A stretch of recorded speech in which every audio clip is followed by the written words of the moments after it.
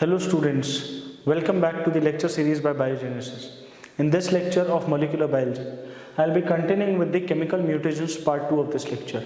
In my previous lecture you can see that we have discussed about base analogues. Now base analogues, as we have previously discussed, there were two examples in that case, the 5-bromouracil and 2-aminopurine. Now if you look carefully at the second category, the base modifying agents, ये base analogues या structural analogues of base नहीं है, बल्कि they will react with your bases, they will modify their structure, chemical properties and then result in mutations.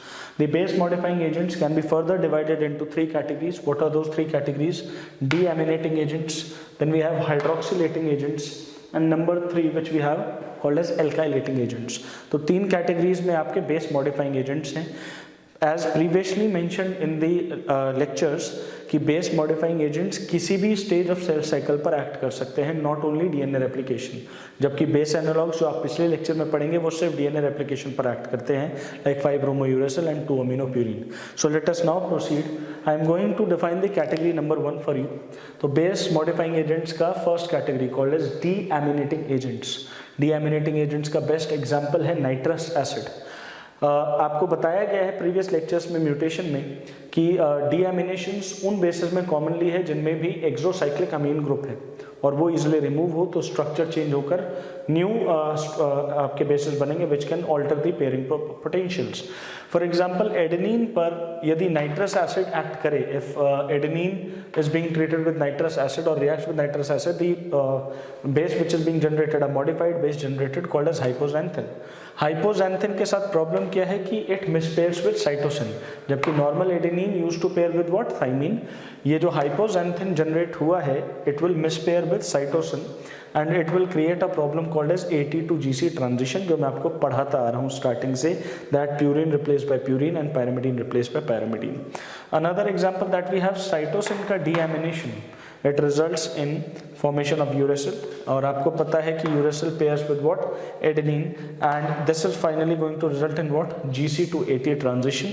तो आपके सामने base modifying agent का first category discuss हुआ जिसमें डीएमिनेटिंग एजेंट्स में नाइट्रस एसिड के बारे में बात की और दो एग्जांपल्स बताए, adenine deamination to hypoxanthine, cytosine deamination to uracil. Now moving ahead, the next category that we have for base modifying agents, we have the hydroxylating agent. जैसा कि नाम से समझ आता है hydroxylation reactions करवाते हैं. the best example is hydroxyl amine. hydroxyl amine का best जो आपको example effect देखना है, if cytosine is being acted upon by hydroxyl amine, it gets converted into something called as hydroxyl aminocytosine.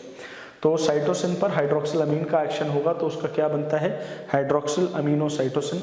Now hydroxyl aminocytosine has a tendency to mispair with what, adenine. Normal cytosine guanine के साथ pair करता है, but अब ये modified जो structure बना hydroxyl aminocytosine, it mispairs with adenine and the end result जो mutation जो यहाँ पर होगी उसका नाम क्या, CG to TA ट्रांजिशन. जैसे C का T रिप्लेस हो जाएगा और G से A रिप्लेस हो जाएगा और ये ट्रांजिशन है because purine replace by purine and pyrimidine replace by pyrimidine. Coming on to the final and the last category, यानी कि हमारे बेस मॉडिफाइंग एजेंट्स में तीसरी और आखिरी कैटेगरी जिनका नाम क्या लिखा हुआ है यहाँ पे, एल्काइलेटिंग एजेंट्स, उनके बारे में हम बात करेंगे.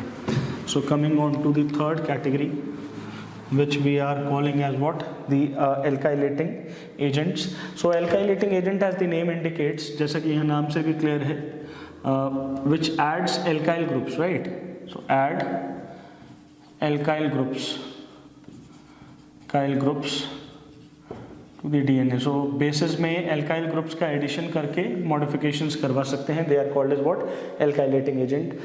Now some of the examples, common examples of alkylating agent that we need to understand are, we have one of the groups called as EMS कहते हैं उसे, also known as ethyl methane sulfonate.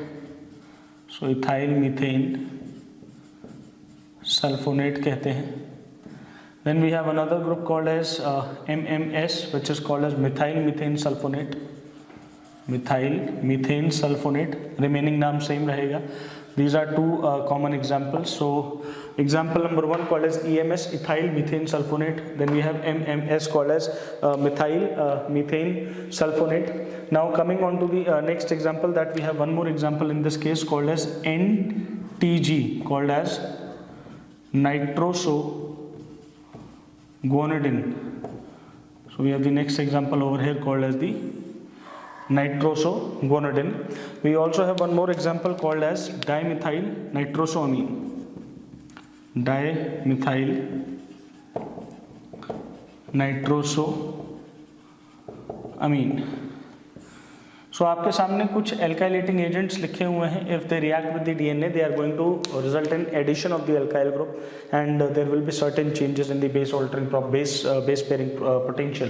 So EMS, ethyl methane sulfonate, MMS, methyl methane sulfonate, NTG, nitrosoguanidine, and we have dimethyl nitrosoamine. इनमें से सबसे ज़्यादा जो information commonly available है वो आपको इसके लिए याद रखना होगा for EMS, that is ethyl methane sulfonate. So let me give you two reaction examples in this category. If guanine is acted upon by EMS, अगर guanine पर कौन act करेगा, EMS का action हो, the result is called as O6 ethyl guanine. O6 ethyl guanine. So जो इसका result होगा वो क्या है, O6 ethyl guanine. अच्छा, O6 ethyl guanine के साथ प्रॉब्लम क्या है, इट मिसपेयर्स विद T या इट मिसपेयर्स विद थाइमीन.